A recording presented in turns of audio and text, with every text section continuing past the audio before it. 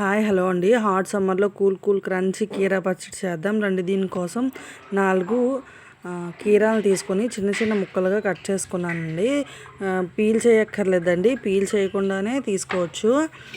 ఒక గిన్నెలో వేసుకొని మొత్తం కీరాలన్నిటినీ ఒక గిన్నెలో వేసుకుంటున్నానండి.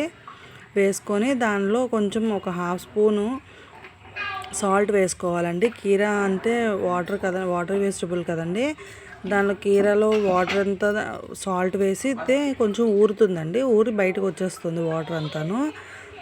లేదంటే పచ్చడి అంత క్రంచీగా ఉండదండి. తర్వాత మనం సాల్ట్ వేసుకుంటాం కదా పచ్చడిలో, అంత క్రంచీగా ఉండకుండా మెత్తగా అయిపోతాయండి ముక్కలు, అంత టేస్ట్ అనిపించదు.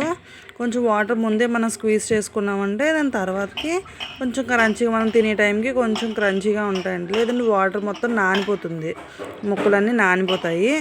దీన్ని మనం మూత పెట్టుకొని మనం మిగిలిన ప్రాసెస్ చేసేలోపు ఇవి కొంచెం ఊరుతాయండి, సరిపోతుంది మనకి ఆ టైము. దీంట్లో మనం పోపు పెట్టుకుందాం రండి. దీనికి ఓన్లీ మనకి కావాల్సింది పోపుకు మాత్రమే స్టవ్ వాడతామండి. మిగిలిన పెద్దగా పని ఏమి ఉండదు. మనం కీరాని రాగానే కన్జ్యూమ్ చేస్తాము. దీనిలో పోపుకి మూకుడు పెట్టుకొని స్టవ్ ఆన్ చేసుకొని మూకుడు పెట్టుకొని శనగపప్పు, మినప్పప్పు, ఆవాలు, జీలకర్ర, ఇంకా కొంచెం మెంతులు కూడా వేసుకోవాలండి. ఇంగువ ఫ్లేవర్ ఇష్టం లేని వాళ్ళు స్కిప్ చేసుకోవచ్చండి.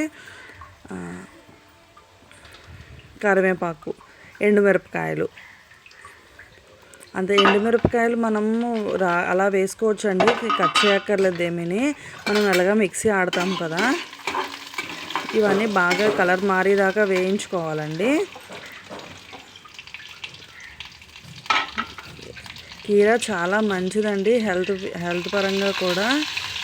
దానిలో ఒబేసిటీ ఉన్నవాళ్ళు, వెయిట్ లాస్ అవ్వాలనుకుంటున్న వాళ్ళు కూడా కన్జ్యూమ్ చేయొచ్చు. చాలా మంచిది. బాగా వేయించుకుంటున్నాను చూడండి. మిరపకాయలు బాగా రెడ్ కలర్లోకి మారాలి, బాగా వేయించుకోవాలండి.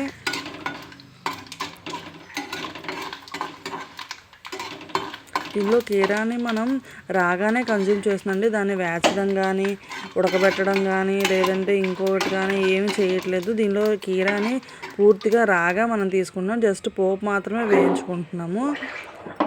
ఇప్పుడు కొంచెం సగానికి పైగా పోపు నేను మిక్సీ జార్లోకి తీసుకున్నానండి. మిగిలిన సగం అందులోనే ఉంచేసాను.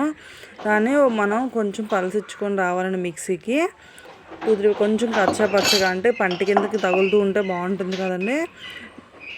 నేను కీరాని స్క్వీజ్ చేసుకొని, వాటర్ ఊరుతుంది కదండి, ఆ స్క్వీజ్ చేసుకొని ముక్కల్ని మిక్సీ జార్లోకి వేసుకుంటున్నానండి.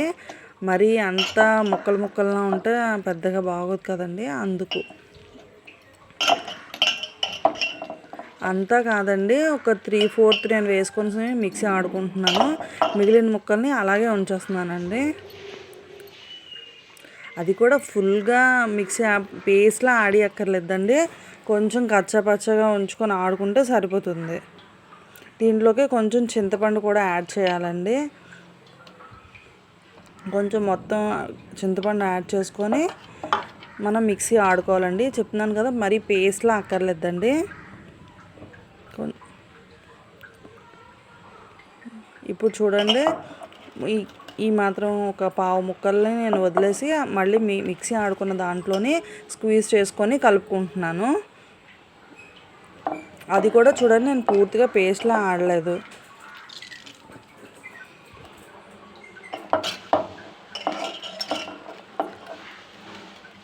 దీంట్లో నేను పసుపు స్కిప్ చేశానండి, లాస్ట్లో పసుపు కలుపుకున్నాను.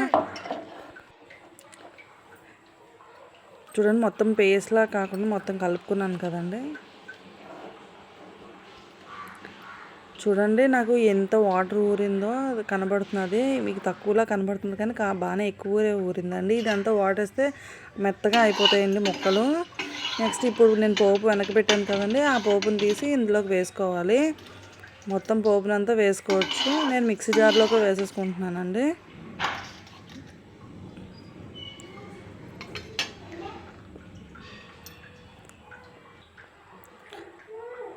పసుపు స్కిప్ చేశాను కదండి, లాస్ట్లో పసుపు కలుపుకుంటున్నాను. నేను మర్చిపోయాను కలపడం. మొత్తం బాగా కలిసేలా కలుపుకోవాలండి.